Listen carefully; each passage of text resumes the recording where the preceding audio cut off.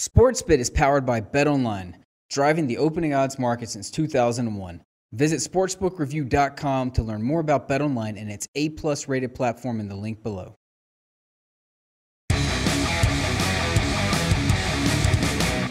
Big game breakdown. Jaguars and the Patriots. New England -9 and 46. There is some variance on both of those. You can shop around and find better numbers for New England or Jacksonville. There are 8.5s and 9.5s out there total-wise. The 46s, they're bouncing around the number. This number is not painted. Let's put it that way.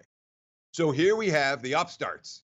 Jacksonville, a team that's been bottom feeder for the better part of the last, since their existence. But certainly the last 5 years, they've been awful, versus the defending champs.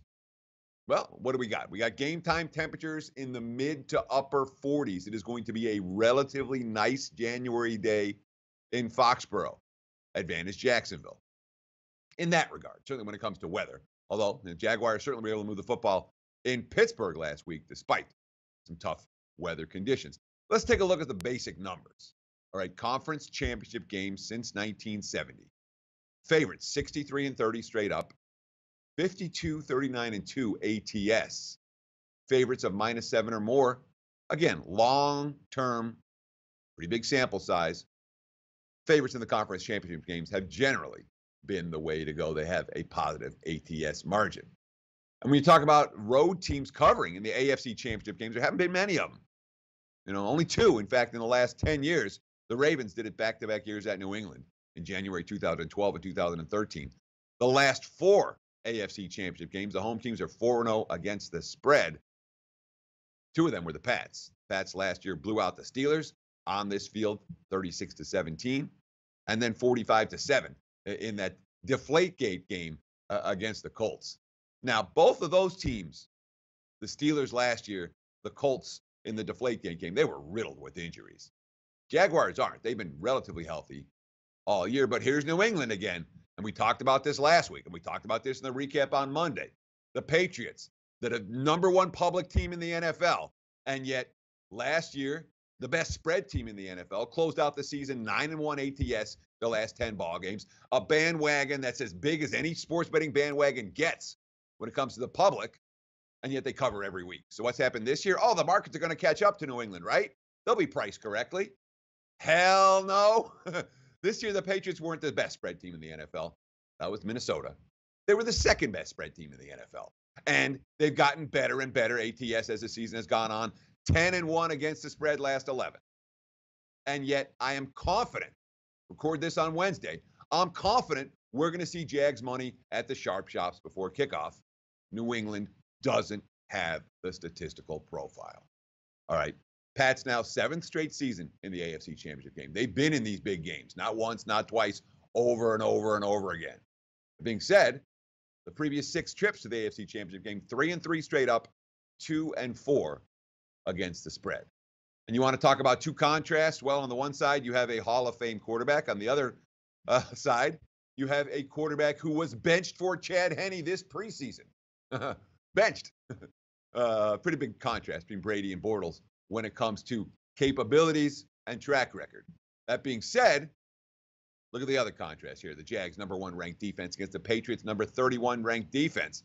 We have to ask, and I will get into this in a moment, is that number 31 ranking appropriate? I don't think it is. And I think that's why the wise guys have been misled about New England on betting against them over and over again, because the Patriots defense isn't as bad as their statistical profile might indicate. All right, so last week, Tom Brady, 53 passes against Tennessee. 0 INTs, 0 sacks. Okay, that's a nice day when you don't get your uniform dirty and you drop back 53 times. The Titans, their secondary play wasn't very good. Their pass rush wasn't there, and they were unable to get any pressure whatsoever on Tom Brady and take him out of rhythm. Well, that, in theory, is supposed to change against the Jaguars. The Jaguars, number 2 in the NFL in sack percentage, behind Pittsburgh. 9.8% of opposing dropbacks end up in sacks. And the big key for this matchup is not just the sack rate, it's how the Jags do it. Look at the numbers. The Jags, 55 sacks this season. Pittsburgh at 56. They're getting them from the defensive line. It's not about blitzing linebackers. It's not about blitzing safeties and cornerbacks. This defensive pass rush has been talented enough to get home without blitzing. Brady's at his best, slicing up a defense that has to gamble. Jags get pressure with 4 rushers. I don't see Brady being able to take advantage of Jacksonville the same way he took advantage of Tennessee last week. And you look at the Jaguars' defensive line leaders, or the sack leaders, they're all on the defensive line. And all 4 guys on the defensive line, 8 or more sacks. So you can't double one guy and say, oh, this is going to stop the problem. You know, they're the only team in the NFL that had 2 guys with a dozen sacks or more.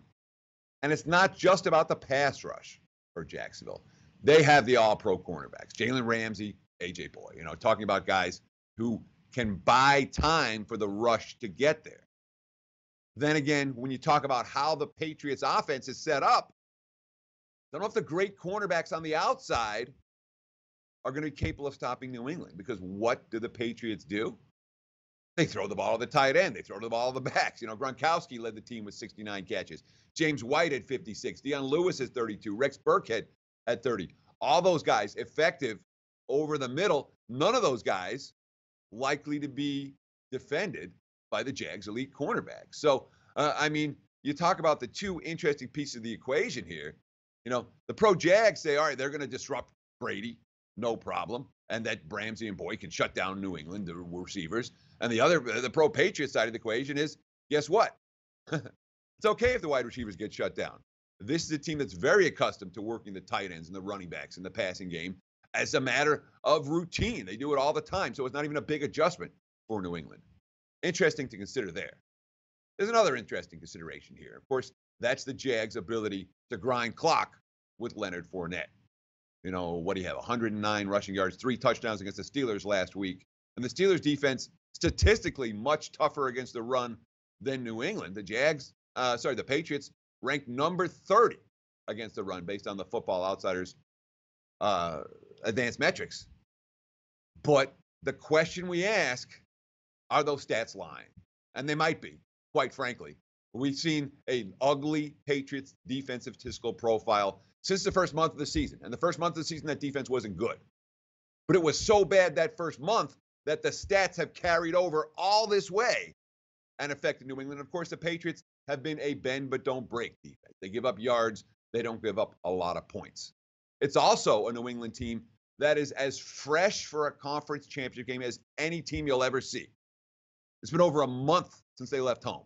They had a bye, an easy game against the Jets, an easy game against the Bills, and an easy game against the Titans. All right. This is their 7th straight trip to the AFC title game. They know the drill as well as any team ever when it comes to games of this nature, and they're not physically taxed, unlike a Jaguars team that's played, 4 straight intense contests.